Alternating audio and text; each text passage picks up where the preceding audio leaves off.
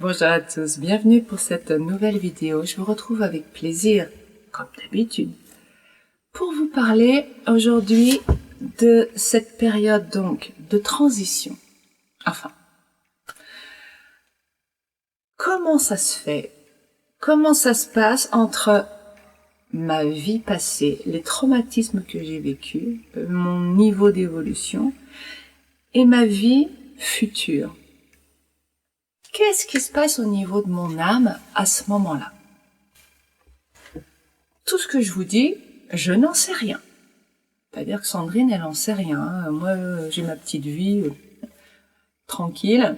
Donc, je vous dis ce qui vient et après, vous y adhérez ou pas, gardez l'esprit critique comme d'habitude. Donc, pour moi, ce qui me vient, c'est que à partir du moment où nous sommes passés dans l'au-delà, décédés, c'est-à-dire donc passés à un niveau vibratoire où nous nous débarrassons de notre scaphandre de chair, du scaphandre du corps émotionnel, du corps mental, et hop, on retrouve notre état vibratoire sans tout ça, donc c'est beaucoup plus élevé en fréquence. On devient donc invisible à la fréquence humaine, corporelle, parce qu'on vibre trop vite. Mais n'empêche qu'on est... c'est comme du sucre, hein. J'ai beaucoup aimé cette image donnée par Bernard Werber dans un de ses livres. Un morceau de sucre, il est là. Quand je le mets dans une tasse de café, il se dissout. Est-ce que le sucre a cessé d'exister? Non. Mais pourtant, je ne le vois plus. Non. Mais il est perceptible par d'autres sens. Pour la partie non physique, ces sens sont plus ou moins développés. On l'appelle le sixième sens. Certains d'entre nous peuvent même rentrer en communication avec l'au-delà. D'autres, c'est impossible. Il y a des ressentis différents. Bref. Quand nous sommes dans l'au-delà, nous avons pour ambition d'aller vers la lumière. De toute façon, c'est... je ne sais pas comment vous expliquer ça parce que pour moi ça fait partie de moi, c'est une certitude absolue que l'âme a pour objectif de monter vibratoirement de plus en plus. C'est un peu comme de grandir, quoi. C'est normal, c'est un processus normal. Il faut vraiment qu'il y ait un problème pour refuser de grandir, mais il y a des gens à la surface de cette terre qui refusent de grandir. Donc nous avons pour pour normalité, le développement de l'âme, c'est la lumière, c'est d'aller vers la lumière. Ok. Je vais parler indifféremment d'âme et de nous une fois dans l'au-delà. C'est pas tout à fait la même chose en réalité, mais je vais simplifier, d'accord? Donc nous sommes dans l'au-delà. Nous voyons notre vie, ce qui s'est passé dans notre vie précédente. Et nous nous apercevons que nous avons encodé un certain nombre de croyances qui nous ont fait souffrir, nous, et qui donc ont répandu de la négativité autour de nous. Nous allons chercher, pour la vie suivante, à corriger ça. Le problème, c'est qu'on ne peut pas... c'est très rare et très compliqué de pouvoir parler à notre avatar, entre guillemets, à ce que nous sommes dans la vie future et de lui dire, bon, bah là, tu vois, il faut que tu fasses ça, ta façon de penser, elle est erronée, ça marche pas. Et puis on sait très bien. On a tous dit un jour à un enfant, attention, ça, ne le fais pas, c'est dangereux. Et il l'a fait quand même. Pourquoi? Parce que nous sommes là pour explorer sur Terre. Notre corps a besoin d'intégrer, de ressentir profondément ici, pour qu'il y ait une circulation de l'information. Il ne peut pas rester que là, l'information. Et vous le savez, des fois, vous comprenez des choses ici, mais là, ça passe pas. Comme par exemple, si je veux savoir faire des choses manuelles, j'ai beau lire ou regarder une vidéo, voir le déroulement du truc, à un moment donné, il faut quand même que ça passe par le corps. Il y a besoin il y a besoin de... je trouve pas le mot. Des connexions, voilà. Il y a des connexions qui ont besoin d'être mises en place, des coordinations entre différentes parties du corps, et ça, il y a besoin de la pratique. Le mental ne peut pas absolument tout faire, sinon nous n'avons plus besoin de nous incarner dans un corps physique. Bon, c'est posé, je mets ça de côté. Donc, l'âme, elle aura beau dire tout ce qu'elle veut, si jamais on pouvait l'entendre, ça fonctionnera pas. Comment je peux faire pour influencer quelqu'un sans passer par les paroles? Alors, il y a les rêves, oui. Ben, les rêves, c'est quand même un peu à décoder, hein, c'est un peu comme ça quand même. À part quelques grands rêves, voilà, mais c'est plus la réalisation de quelque chose ici que l'information qui nous arrive. Alors, c'est compliqué. Le plus simple, c'est d'agir sur l'environnement, n'est-ce pas? Nous allons donc créer un environnement qui nous aiguille. Imaginez, vous voulez que votre avatar, là, comme dans un jeu vidéo, il a une croisée de chemin, vous voulez qu'il aille à gauche et pas à droite. Qu'est-ce que vous allez faire? Vous allez mettre des choses sur le chemin de droite qui le dissuadent. Des ronces, des odeurs, l'obscurité et le chemin... et l'autre chemin de gauche, vous allez mettre des jolies fleurs, un beau soleil, etc.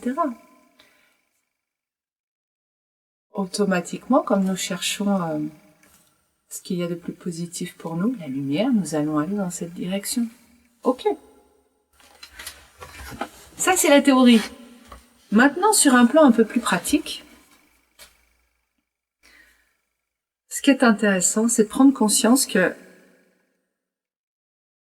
nous allons faire vivre des choses à notre avatar qui ne sont pas forcément la route bordée de fleurs. Pourquoi? Parce que notre avatar, quand il va arriver à son croisement, eh ben, il va peut-être choisir quand même l'endroit moche et sombre. Ça paraît fou, pourquoi il choisirait ça? Parce qu'il croit qu'il est coupable, parce qu'il croit qu'il doit souffrir, parce qu'il pense, hein, tout ça c'est les croyances, qu'il doit expier quelque chose, donc il va choisir le chemin de souffrance. Waouh! Comment je peux faire pour la ramener vers la lumière, la beauté? Eh bien, comme il n'acceptera pas la lumière, la beauté, je vais peut-être l'emmener à aller de plus en plus vers la souffrance et l'obscurité jusqu'à temps qu'il trouve la force de réagir, que ce soit tellement insupportable, c'est-à-dire qu'entre son conditionnement et son cœur, à un moment donné, son cœur se dise « c'est pas possible, si je continue, je meurs ». Et ça peut même être pire que la mort. Et de là, non, je refuse de rester sur ce chemin, je vais bifurquer. Et ça s'appelle, en langage humain, une épreuve. Et en même temps, si je ne vis pas ça, je ne peux pas changer. Je continuerai sur cette voie qui restera... cette voie, elle peut rester identique, elle potentiellement, dans un absolu. Ça serait une autoroute de souffrance niveau 5 sur 10. Ok, mais je passerai ma vie à une autoroute 5 sur 10. 100 ans, si je vis 100 ans, à 5 sur 10. Ok. Mais mon âme, elle veut pas, elle veut que j'aille vers la lumière. Alors elle va me faire vivre tout d'un coup, au lieu que ce soit 5, elle va m'emmener à 9. Elle va m'emmener à 9 pendant 1 an. Oh, et là, non, c'est plus possible. Et là, je repars et je bifurque et je vais sur un 3 sur 10. Et j'ai progressé. Parce que j'ai vécu cette épreuve difficile. Remarquez que quand nous vivons quelque chose, nous avons toujours tendance à trouver que c'est terrible, que c'est la galère, que vraiment je voudrais pas vivre ça. Mais remarquez qu'après, très souvent, nous en retirons des bénéfices parce que nous avons appris quelque chose. Je m'étends pas trop là-dessus parce que ce qui m'intéresse, c'est que en tant qu'âme, les choix que vous avez faits. Je vais rentrer dans un exemple plus concret. Quel choix je peux faire? Donc là, j'ai parlé de souffrance comme ça dans l'absolu. Mais maintenant, imaginons que, je reviens à l'exemple de la semaine dernière, Gertrude, dont le mari est parti, elle croit qu'elle a été quittée par son mari, et donc elle meurt et elle passe dans l'au-delà avec cette croyance, mon mari m'a quittée et donc j'en suis morte. Ok? Comment on peut retirer cette croyance la vie d'après? En rencontrant un mari qui va pas la quitter? Ça va pas retirer la croyance, ça. Comment la vie peut lui prouver que c'est faux? Eh ben, en se faisant quitter. Une fois, 2 fois, 3 fois, 4 fois, autant de fois que ce sera nécessaire pour qu'elle s'aperçoive que, ah, non, elle est encore vivante. Elle est malheureuse. Mais est-ce que c'est parce qu'elle a été quittée? Enfin, plutôt, parce qu'ils sont partis? Parce qu'elle croit qu'elle est responsable de leur départ? Si elle fait un travail sur elle, de déconditionnement de ses croyances, elle va s'apercevoir, et c'est ce qui est toujours très joyeux dans les coachings, elle va rire aux éclats quand elle s'apercevra que, en fait, c'est pas un problème qu'il soit parti. C'était juste sa croyance de c'est ma faute. J'ai à voir là-dedans. C'est moi qui ai un problème. C'est ça qui fait mal.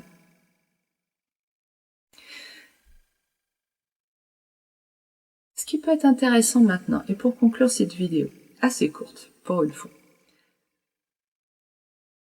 je vous invite à prendre de quoi écrire et à regarder quelles sont les épreuves que vous avez vécues dans cette vie.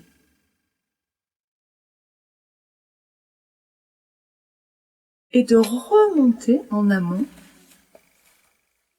J'ai vécu ça, c'était pour apprendre qu'il y avait une croyance qui était fausse. Quelle pouvait être la croyance qui était fausse? Qu'est-ce qui ne s'est pas réalisé?